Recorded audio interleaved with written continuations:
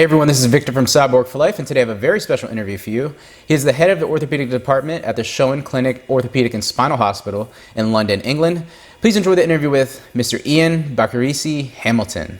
All right, everyone, today we have a very special guest joining us. He is the head of the orthopedic department at the Schoen Clinic of Orthopedic and Spinal Hospital in London, England, with over 30 years of experience, having performed several cases of limb lengthening and a multitude of complex orthopedic conditions.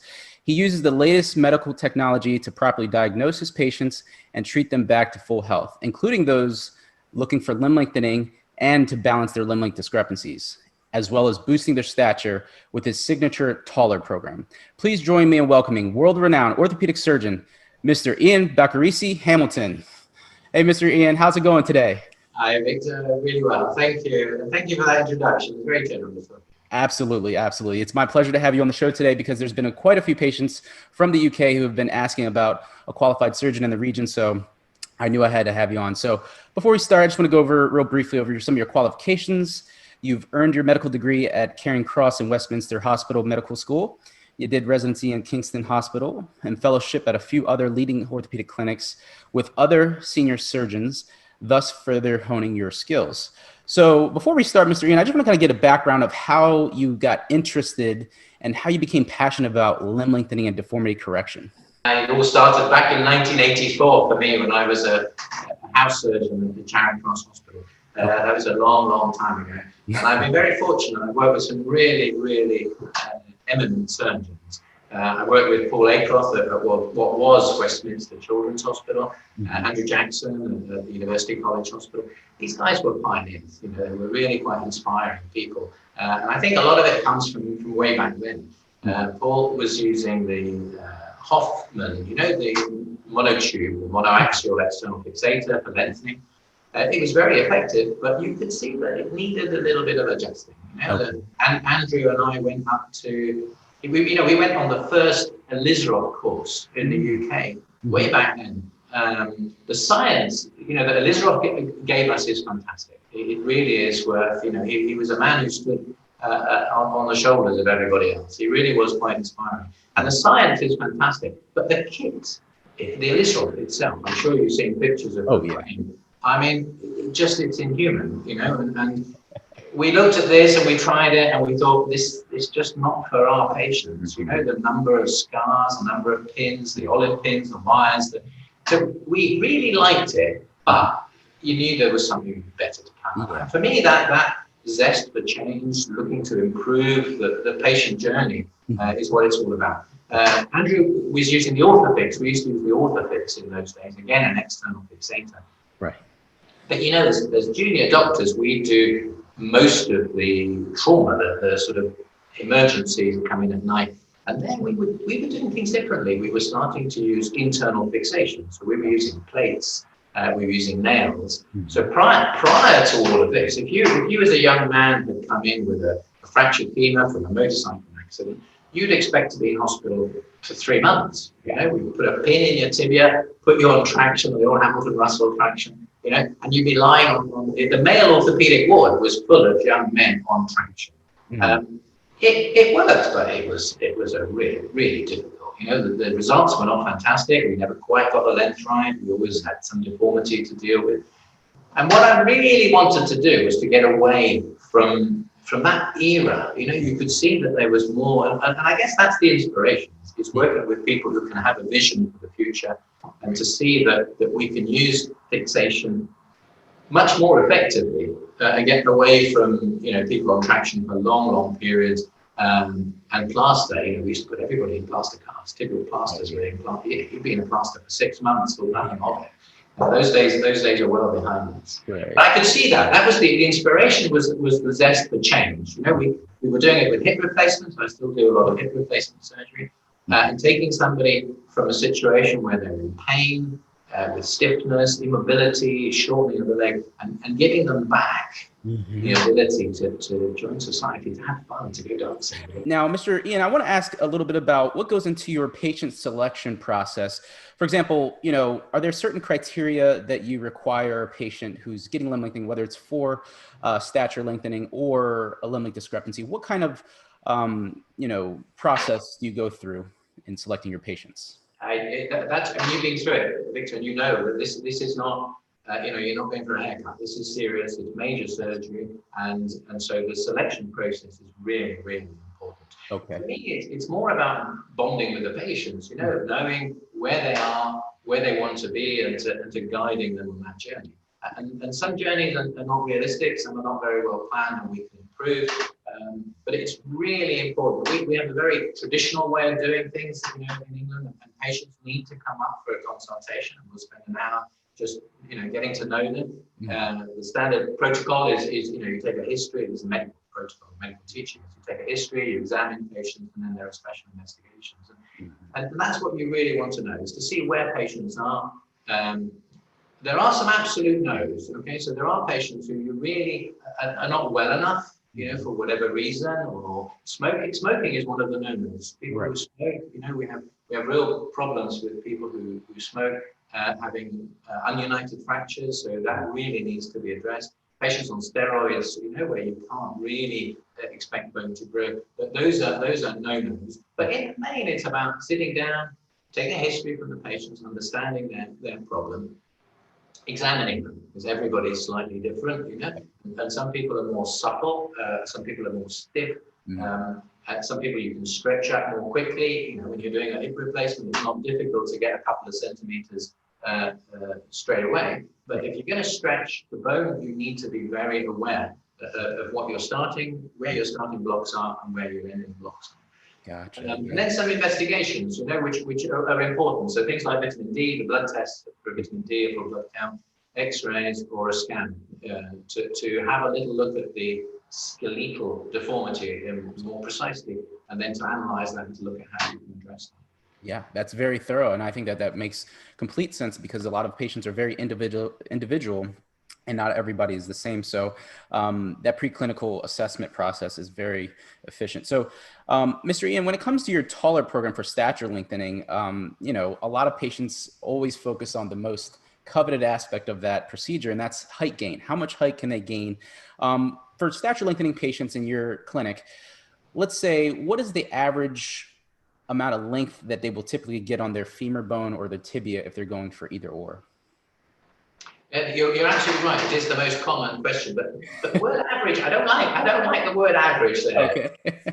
Victor, forgive me for saying it, but life's not about looking over your shoulder and seeing what other people have. It's about you. It's about you. And what's really important is to have a look at you and your journey, to see where you want to go. Right. All right. What's important is it safe? Yes. Is it safe? Is it achievable? And if it's safe and it's achievable, that's fine. Then we can do that. It's not about what happened to somebody else. And sometimes you can lengthen quickly. Sometimes you have to lengthen more gradually. There's a scope of treatment, so there are different ways of doing this. So I mentioned briefly that you can, for example, with a hip replacement, if somebody has a difficult hip, a post-traumatic hip, and needs a hip replacement, and the leg is also short, then you can gain 2, 3, even up to 4 centimeters. Wow. Okay. As a one-off, okay? And that's reasonably safe. It's about judging it. But once you get to more than that, then you've got to do things gradually. Okay? So what's really important is not an average. It's not can we do. I mean, it's about, is it safe? And can we do it? I can give you an example. I mean, I'll give you an example of someone who came up with a this is a femur. Okay. This is a model of a femur. We do a lot of testing and a lot of scanning. The EOS scan is a fantastic scan for looking at people and to look and measure the deformity. But what you can also do is make a model. And it's lovely. This is a real size model of someone's femur. You can see what it should have been like. Okay, so this chap is really in a difficult situation. Okay, right. And the question for him is, can we do it? Not what's an average, but can we do it? And you can see he's shortened about, I think it was 55 millimeters, so 5 centimeters plus. Yeah. Plus pain, because this was still, although it looks like it's solid on here, it's still moving. And the question is, can we do it? And the truth is, if you did it too quickly, it would be dangerous. So there's an art, and that's what we talk about. So what we can do is to re-break it, effectively, fracture it. Yeah. You can't do 5.5 centimeters one off. So what we would do is shorten it, reduce it, nail it, Yeah. and then grow it. Oh, okay. So Interesting. you might gain 2 centimeters from the reduction and from the nailing. If you try too hard, if you try to do it all at once, it won't work. So the important thing is not it's not the average. It's about, is it safe? And what we can do is with careful scrutiny and analysis is go through the process and see if it's safe. And actually, these are completely different. Completely. To take away the pain, to restore the length, to get rid of this scoliosis. Right. That is so rewarding. So I think the answer to your question is, this is not about averages. This is not what everybody else is doing. You have your problem, whatever it is. We'll have a chat and we'll see. We can grow. The femur grows really well. Okay, and it is safe.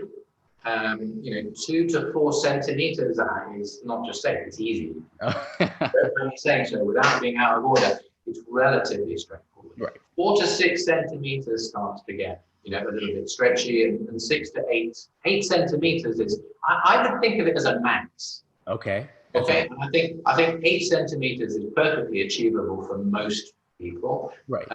In fact, I'm grateful to Nuvasive, that they capped the nails, the precise nails, the stride and the precise tooth are capped. So you can go to 8, but no more on the femur, and you could do 5 on a tibia, but no more. Right. So think of them as firstly is what's achievable, what's safe, what's safe for you, because some people, if you're double jointed, do you use that term? Are you double jointed or congenital ligamentous laxity? Some people are more bendy than others. Do you use those terms? Oh, yeah. We definitely do. Yep. So we measure that. We measure that. There's what's called a Baton score. And so you measure the hyperextension of the pinky, you call it, of the elbows, and whether you can stand.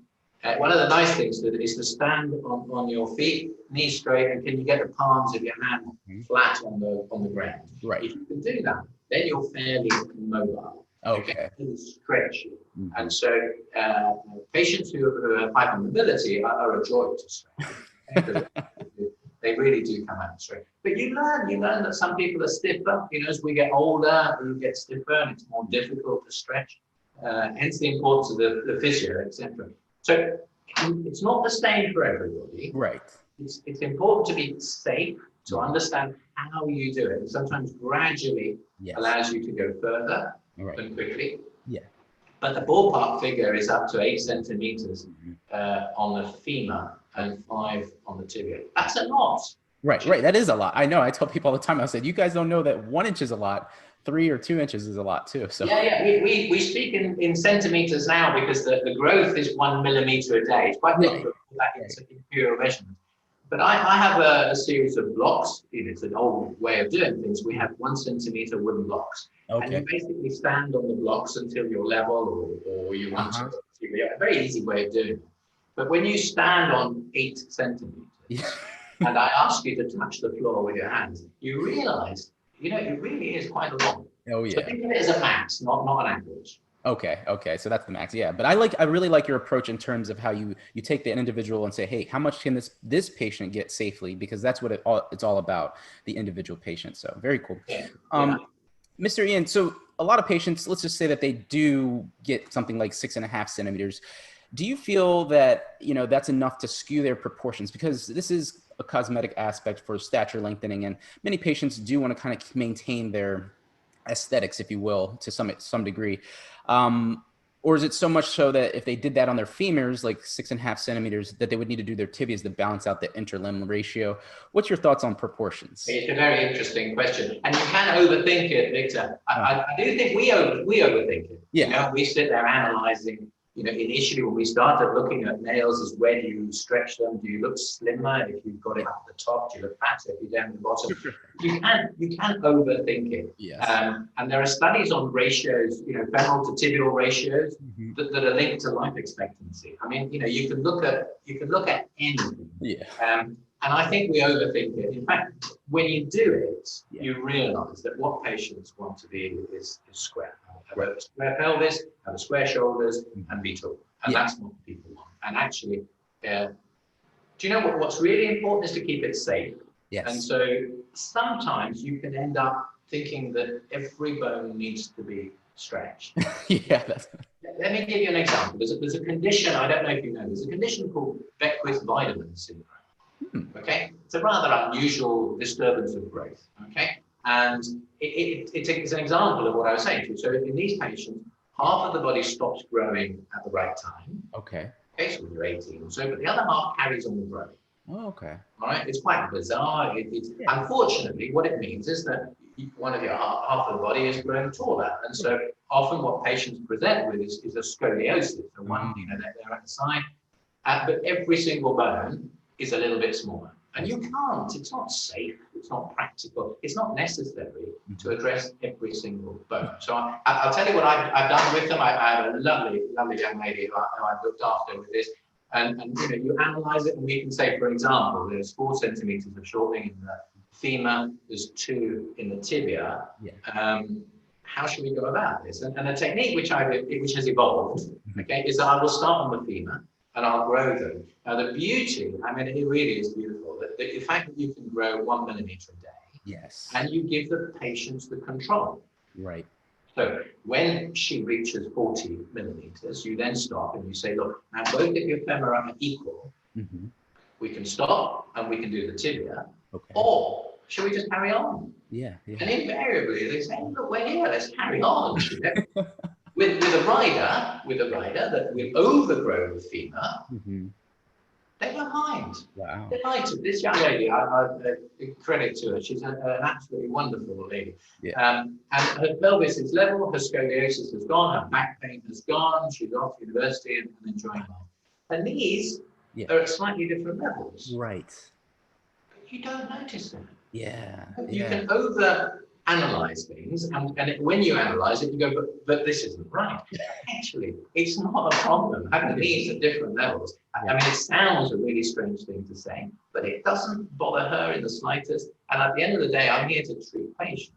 And so it's very important to do what's safe, what's sensible, one surgery as opposed to lots of surgeries. And I think what's really important is understanding what's important to the patient, what their values, and not over treating them and treating the X-ray, as we say, or treating myself because I want it to be perfect.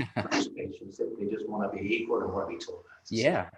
Like I don't worry too much about proportions. I listen to what patients want, but I haven't come across a situation where it's been an issue. And what most people want is good guidance, safe guidance, and actually limited surgery. You don't want to be doing every single day if you don't need to.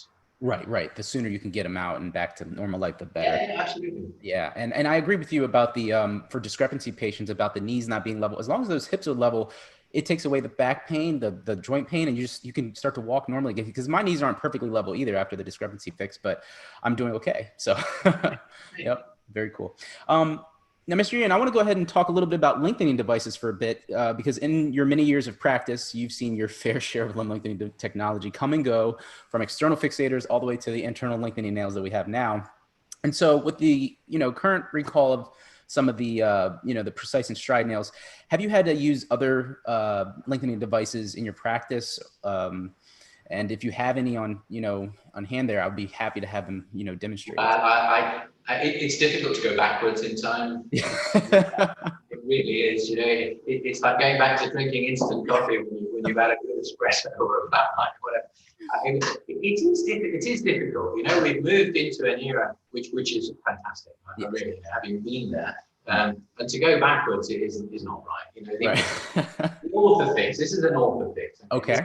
Thermal fixator. When it was here, at its best, it was absolutely fine. Where these conical pins, which we thought would be fantastic, the pins basically go through here into your femur, but to do so, go through the muscle, go through the skin, and all the rest of it. And every day, patients would put an Allen key into the top and rack it out. Okay, and that's how you racked it out, and it worked. It's what it worked. But I don't want to go back there. And I think it's difficult. We had a period. I must say I'm very, very grateful to NuVasive for being so rigorous in their analysis of the problem that's been reported, and to Dror, Dror Paley, who is spectacular in the field and a real mentor to me. I have no doubt that this is the right device. Yes. And I have no doubt at all that this will be seen as a glitch. I'm grateful that they've taken it back, looked at it seriously. I don't have any major issues myself. We haven't had any problems at all. Okay. And I think it will come right. So the answer to your question, I don't want to go backwards. I would rather wait, sit on my hands, because I know it's difficult for patients, Right. or more importantly, do the stretching. So what I'm saying to patients is that we'll be back on by September, October, by the end of the year, we'll be back on. And I don't want to go backwards. I think the advances that have been made with the stride in particular, weight bearing, has made such a big difference to the rehabilitation. But I don't really want to go back to those days. Yeah. Going backwards in time with the obsolete devices can definitely be harsh. So when a patient's undergoing the limb lengthening procedure, what type of pain regimen do you have them on to help them manage their pain? We use what's called an analgesic ladder. Okay. Very simple term, ladder. You get on the first run and then you move up if you need it. Okay. I'm one for routines. Okay, I like routines. I like to know where people are. I don't want you to forget that you need to lengthen or forget to take. So I build it in. So we start off. The bottom run is taking something really basic. We call it paracetamol. I think that's the Tylenol that you're in, which is a good, what we call a simple analgesic. Okay. It's very, very effective. Right. You take 2 tablets a gram 4 times a day. And so I say to patients, look, get into a routine, take 2 paracetamol, grow, and have breakfast. Take 2 paracetamol, grow, and have lunch. Okay. 2 paracetamol, grow, and have supper. And take 2 paracetamol, grow, do your exercises, go to bed. Okay. We get into a routine. For me, life is easier if there's a routine. Absolutely. And it's not uncommon. After 10 days or so, patients come back and say, "Do I need to take the paracetamol?" Right. It doesn't hurt. The actual growing doesn't hurt. You may need a little bit if you're a stiffy and you need a bit of pain relief during physio. Our physios can be a little bit forceful, and sometimes you do need a little bit of analgesia. But most of the time, the actual growing, the rehabilitation, it doesn't hurt. It's not a painful procedure. Right. Surgery is a different matter. Yeah. So the surgery, if you are hit by a truck and both of your femora fracture, that is awful. Yeah? I mean, it really is. Seriously, it's a potentially lethal injury. And the pain is unimaginable. It's a horrible. I'm sorry to be passionate about it, but I hate that sort of situation. My job is to effectively crack both the femora, but in a completely controlled environment. And so it starts at the very beginning. It starts prepping the patients. It starts with the surgical technique. Dror Paley has developed a fantastic technique where you pre-drill the femur, so that you get the bone graft locally as you're reaming it. You weaken the femur, and then you literally just crack it. In the old days, we used to call them corticotomy. So you learn to just crack. We talk about the cortex of the bone, the outside part, and then the medulla. And we used to call them corticotomy. You literally just crack the bone. So if you create a little trauma, then you have little pain. There's no muscle damage. There's very little pain for the patient afterwards. We use a lot of long-acting local anesthetics, so that when you wake up from the surgery, actually it's relatively comfortable. Okay. There's a little window, then wears off, and so day 1, day 2 can be a bit difficult as you start to get going. And at that point, the analgesic ladder kicks in. So if you start off with paracetamol, which we give intravenously, very effective. Then we can add codeine to that, or an opiates. Usually for the length of stay, for the 2 or 3 or 4 days in hospital, that's all you need in terms of the opiates. It's good surgery. I mean, a lot of this. Again, hats off to Dror Paley, who's done a lot of work on minimally invasive surgery, so that you really look after the soft tissues, care for the bone, and then actually reduce the pain afterwards. That's really important. Absolutely. Pain management is a huge thing for patients. We do avoid. Sorry, Victor. Sorry to interrupt you, but we avoid anti-inflammatory drugs. Yes. So we mentioned earlier about steroids. But steroids and the non-steroidals, they tend to reduce the inflammation of the surgery. Now we think that the inflammation is important in creating new bone. Okay, so we avoid anti-inflammatory. So patients are advised not to take Nurofen, Absolutely. ibuprofen, that sort of thing, or steroid, because we think it may reduce excess bone. Okay, so we do avoid that. Odd things that, it's a very effective painkiller, but for this situation, you're better avoiding it. You can add a little bit of Valium, diazepam, if there's a lot of spasm, that sometimes works. But to be honest, simple analgesics work best for us. Yeah, Tylenol. Yeah, it works really well. Paracetamol. Now, Mr. Ian, for being from the U.S., I'm not exactly sure how the national health system works for limb lengthening. I've heard, rumors here and there, but I assume it would cover a large, a portion of the procedure for discrepancy in deformity patients who need correction. However, for cosmetic stature lengthening patients, a part of your taller program, the cost is a major obstacle for a lot of them. So if you don't mind mentioning the price of your lengthening of your taller program, and does it vary depending on the device that they select, whether it's the Precise or the Stride or whatever devices you have? Yeah, very, very much so, Victor. Firstly, the NHS, it's a wonderful beast. Yeah, I know. I wish we had it. It really is. It's difficult to tame. It's an enormous employer, but it is, something that we're very proud of. I certainly bought into it, and given it a lifetime of work. It's fantastic for the patients. It's fantastic in terms of the society. It's a great level in society. And I think that's really important for medical training. It's fantastic. We collaborate a lot. Rather than competition between hospitals, there's a lot of collaboration. And I think those are the real pluses to it. Yeah. But it's not an endless resource. Right. Okay. And so we're trained from day one. We're trained about cost saving, about efficiency, about not spending too much money. And the cosmetic side just doesn't come into it. So you're right. For trauma, it's fantastic. For deformity, it's fantastic. For the syndromes, it's fantastic. Children, it's fantastic. But when it comes to people simply wanting to be taller, and I put it like that, you won't find support. The private medical insurance companies equally, they will fund deformity work. They will fund syndrome, but they won't do the cosmetic side. So we one of the reasons for moving to the Schoen Clinic for me is to bring it all together. So I've stopped everything that I was doing everywhere else and brought it all to one place. Okay. And it's a fantastic setup. The building is purpose built, so it's really, really good. It's just for orthopedics and spines. And I'm really lucky. So I have Camilla with us today. She's part of the team. He runs the sort of self-pay element of it. So as well as having patients who are insured, we can help patients who are self-pay. And it's really about us working together to find firstly what the patient wants, because it's all about fine-tuning the cost to what the patient wants. So sometimes you can do different surgeries that will cost more or cost less, or we'll do less surgery that's just as effective. What I'm guilty of is I'm a bit OCD. I want to follow every step of the way. Right. And I don't want patients to drop out halfway through.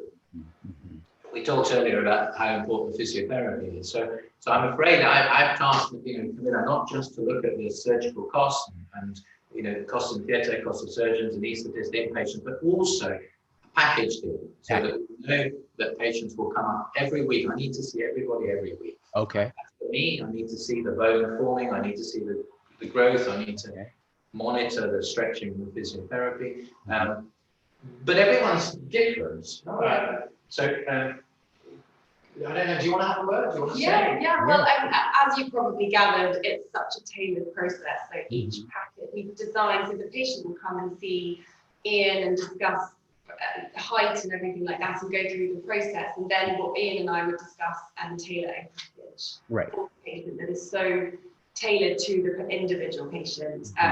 Depending on length, so I know, going back to your question, whether it's more expensive and different lengths and things like that, the general answer is not really. The procedure, the package is the same, however it's the aftercare that we then include in the package. So saying that, say for 8 centimeters, for example, the patient is likely going to have to come back for more patient appointments with Ian, more physio, that kind of thing. So in terms of the procedure, there's no massive difference in price, but it would be the aftercare that then would cause minimal changes to the package. We get to know you as a patient. If you're doing 8 centimeters, femoral 8 centimeters, which is fairly standard, I should say, then it's 3 months, it's 12 weeks of getting to know you. Initially, we used to insist that you lived in London, and you came up every day for physio.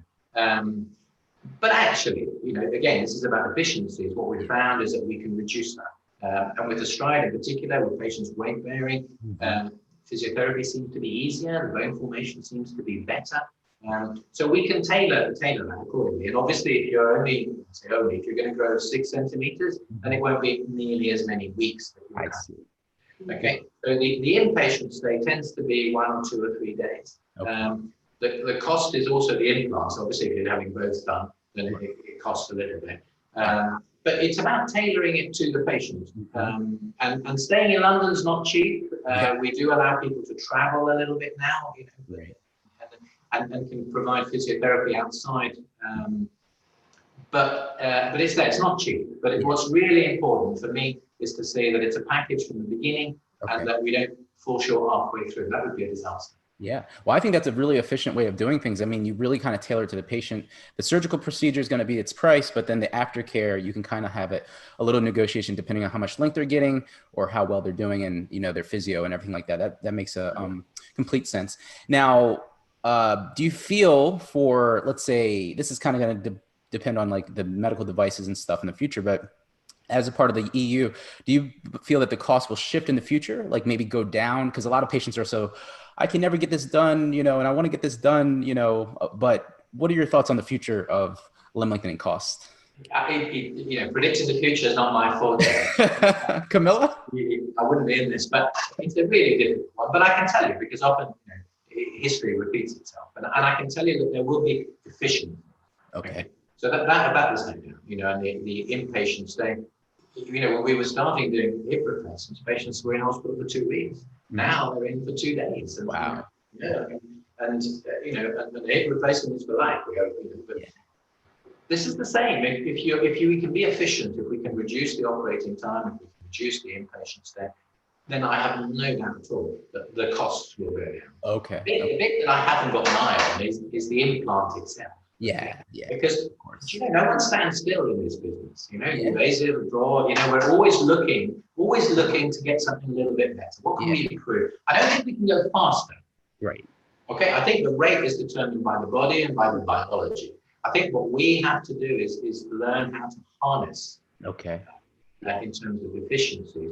So whether implants will be more efficient, whether they will be cheaper, I don't know. It's rare that manufacturers make a cheaper, telephone or mobile, whatever. The next one usually costs a little bit more for whatever reason. So I think there's a bit of price will come down because of efficiencies, and we'll get better at it.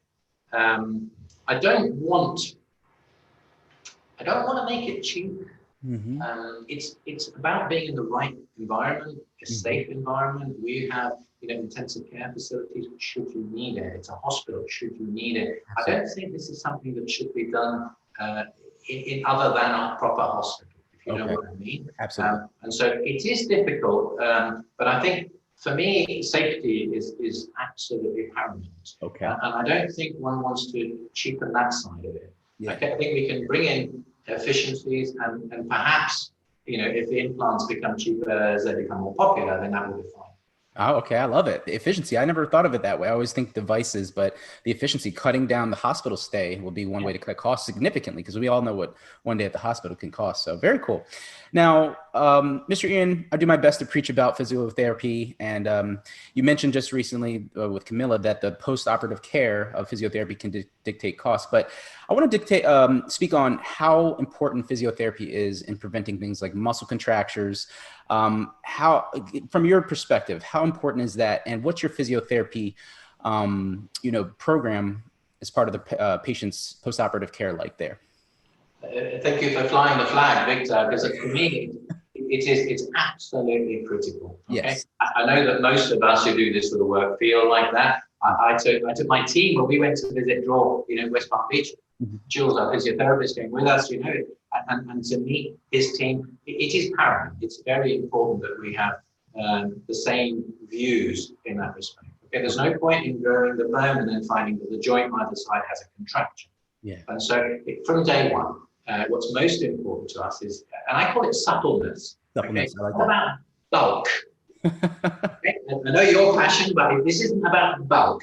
I'm almost there. Some surgeons insist on bulk before surgery. Mhm. I don't like that because it makes the stretching more difficult. Okay. The emphasis for me is suppleness. Suppleness. Okay, and that's why patients with hypermobility find it easier. Yeah. It's a real dog for them. We do a lateral release for most patients because that won't stretch. And sometimes you do need to do other releases, but most of the time, and this is mantra, you have to do your physiotherapy. You have to. Daily. You have to really believe in it. And ideally start as soon as you're thinking about getting taller, because that's when you really want to be stretching. Okay. You don't want to find that halfway through you can't reach the floor with your hands. Yeah. Because you haven't been doing the physio. So for me, physiotherapy is absolutely paramount. We've got a great team, but it really is very, very important that the patient buys into that. Okay. Gotcha. And yeah. I mean, truly saying about buying into it, it meaning that, is that we like from the big outset to know that the physiotherapy is funded. It doesn't all need to be here, but it does need to be happening. I gotcha. And that's what I was going to get next is like, let's say that they did, if let's say a patient was going for the 8 centimeters and they did, I don't know, maybe 6 to 8 weeks there. How would Camilla, like, for example, how would that, and they wanted to go back home to another part of London or England, what type of physio could they do at a different clinic? Well, I mean, we've had situations in the past where and I don't want to publicize it, but not all of the physiotherapy has been necessary. Oh, okay. But actually, it's really about seeing how much is needed from the outset and how we do that. I don't like people traveling great distance, okay? In the past, we would have people residents. I know that when this device first started, with the FDA, the approval was only for the lengthening to happen in hospital. So we moved a long, long way from that so that now patients can lengthen at home. And equally, they can do their physiotherapy at home. So we have physiotherapists who can visit you at home. Okay. You and go through it. We've learned about Zoom. Look, here we are, what this pandemic has brought upon us. But here we are with Zoom, and our physiotherapists are very familiar with Zoom and with doing physiotherapy over a device. We want to make sure that it's happening. Yeah. It's about the discipline of happening. We've got fantastic physiotherapists here, and you're very welcome to come here and have the physiotherapy here. But equally, we can combine that and looking at price, not to give you, not to shortchange you, right? To make sure that it's appropriate. Yes. Okay. And so we would buy that in from the beginning. So we used to insist on daily physio, but now we can do. I do insist on 1 visit a week. Okay.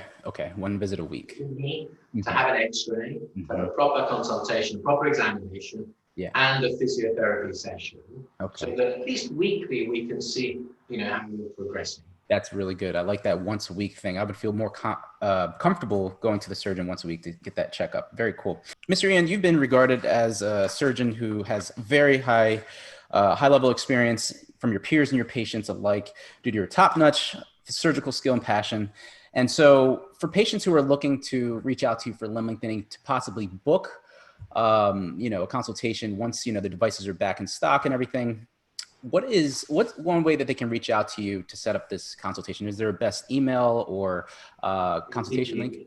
It's for me to be available. I'm here, Victor. I've moved everything to one place. It's a fantastic place, the Schoen Clinic.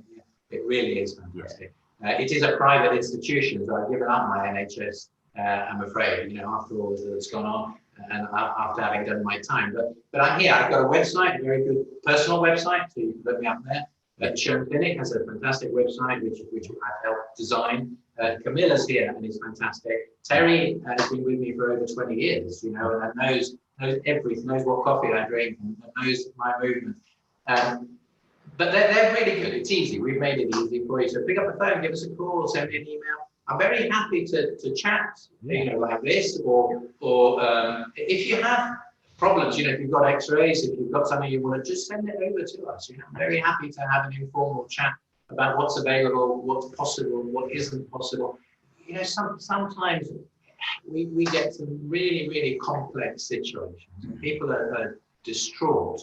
But there's often a solution. We had a young lady recently has had a juvenile arthritis in youth, which is really quite difficult, has had her ankle fused. Wow. And in fact, it was her mum who started the conversation. He came up to see me about something else and said, is it possible? Can you do this? So we can get a scan. The EOS scans are fantastic. It's a standing scan, and you basically get an idea of the skeleton.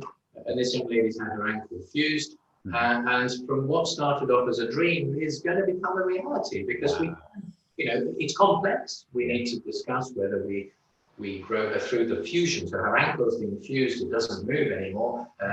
Very important to look at the knee above and the foot below and everything there. But that started off as a simple, mum saying, look, is it possible? Could you do it? And at the end, after the analysis, I think we can. And she'll grow 4.5 centimeters either in the tibia or in the femur. We'll discuss the detail. But that started off as as by the way sort of conversation. So if it's there, if it's bothering you or any of your family, just drop us a note. It's not no problem to have a chat. Okay, having a chat, that's what it all starts with. Well, that is very good. I'll be sure to post all of your contact information and website links in the show notes. And Mr. Ian, one last thing is, do you have any final words for patients who are just looking for limb lengthening in general? You just mentioned the girl with the ankle fusion and how it was possible to make her dreams become a reality, but do you want to leave the audience and the prospective limb lengthening patients out there with any final thoughts on to consider about this life-changing procedure? It is life-changing for many, and you're a fantastic example of that, Victor. And I have many like that. I think what's really important is that you sit down, take stock, look at your situation, and look at where you want to be. And it doesn't matter what that is. That journey, you want to look at where you are, where you're going, and you want to take someone you trust on that journey. So have a little look, research it. There's lots out there. I'm grateful to people like yourself, who can extol the virtues of this in a simple way that is understandable. Because a lot of sometimes our technological stuff is difficult to understand, and I understand that. So have a look at where you are, have a look at where you want to go, and have someone that you trust help you explain that journey. If it's possible and we can do it, then that's great. If it isn't, then I'm sorry, but sometimes it isn't possible. Sometimes dreams are dreams, but if you really want to achieve something, then come and have a chat. Yeah, starts with that chat. I love it. All right, everyone. That is Mr. Ian Bacarese-Hamilton of the Schoen Clinic, Orthopedic and Spinal Hospital in London, England. Mr. Ian, thank you so much for your time. Thank you, Victor. It's been a real pleasure. And if you come to London, you know where we are. Look us up. I will come and visit you guys. Really nice to see you. Thanks all the best. Awesome. Well, I hope you enjoyed the interview with Mr. Bacarese-Hamilton. He's a phenomenally experienced surgeon who uses the latest lengthening technology to help his patients reach their lengthening goals, all while taking their care to another level, realizing it's not a one-size-fits-all procedure, and he likes to see them on a weekly basis to make sure that the process is going smoothly and that they can get back to a normal life safely. If you're interested in reaching out to Mr. Ian for a consultation, you can find all of his contact information in the show notes. Until next time, this is Victor from Cyborg for Life, signing out.